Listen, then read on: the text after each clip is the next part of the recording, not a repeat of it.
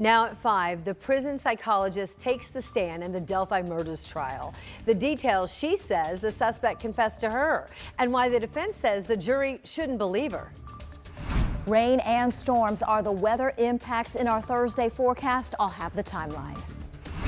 Major news coming from the Colts. I'm Dave Calabro. A change at the quarterback position for the rest of the year. We'll explain what's going on next. I think this came out to like 450. The concerts haven't started yet, but the Swifties are already here. We'll talk about the big money they're already spending. Live from Indy, you're watching 13 News.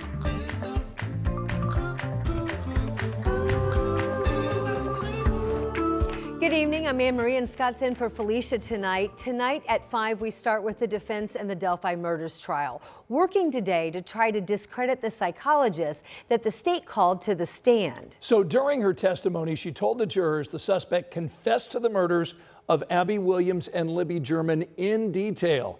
Our senior investigative reporter Bob Siegel was in court all day, listening to this testimony and the cross-examination. And Bob joins us now live outside the Carroll County Courthouse. Bob?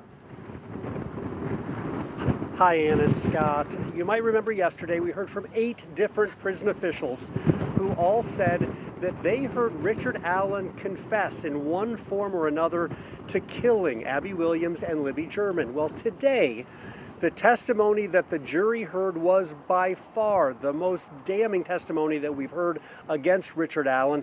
This testimony came from the prison psychologist who saw Richard Allen every day inside the prison for more than a year. Dr. Monica Walla told jurors that last April, Richard Allen told her, "I killed Abby and Libby, I'm sorry."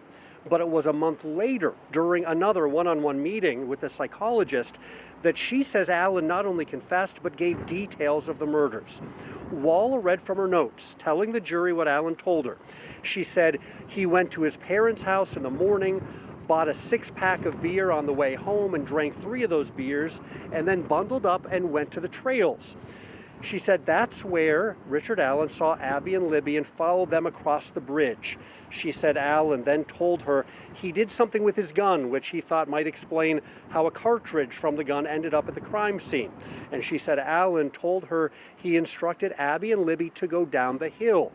The psychologist told the jury Allen then said he planned on sexually assaulting Abby and Libby, but he saw a van and got scared, so he told the girls to cross the creek. Wallace said the defendant told her that's where he cut their necks, in her words, and made sure they were dead.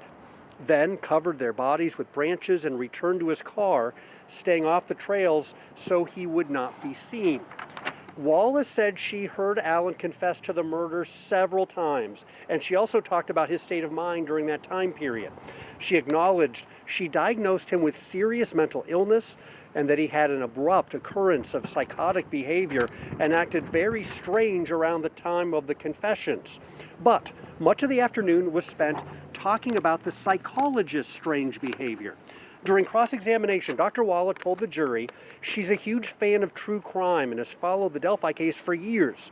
She even visited the crime scene with her boyfriend and said she frequently listens to podcasts and YouTube videos discussing the murders and Richard Allen. She admitted she talked about those videos with Allen while he was her patient and told him what people were saying about him. She also admitted her fascination with the case, that fascination led her to improperly access case information about other prison inmates rumored to have possible connections to the Delphi murders, something that is strictly against department rules. So, will the cross-examination testimony be enough to discredit this very powerful testimony that we heard in court today? That will be up to the jurors.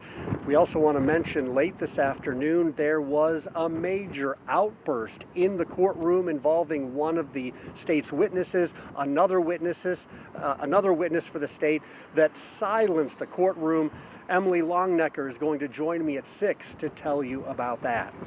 For now, we're live in Delphi. And Scott, back to you.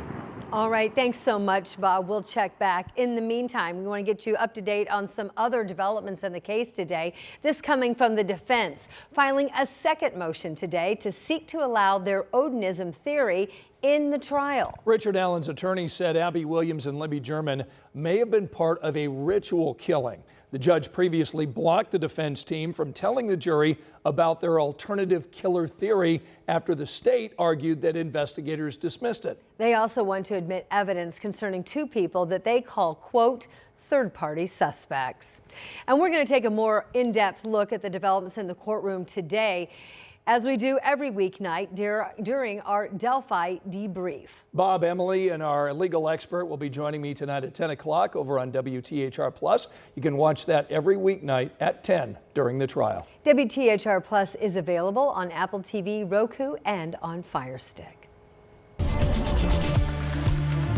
We were on record watch again today, but for the second day in a row, we miss the record high temperature. Officially 79 in Indianapolis, so the record of 82 set back in 1927 still stands. Rain and storms will have an impact on our Halloween, mainly from early morning through mid to late afternoon.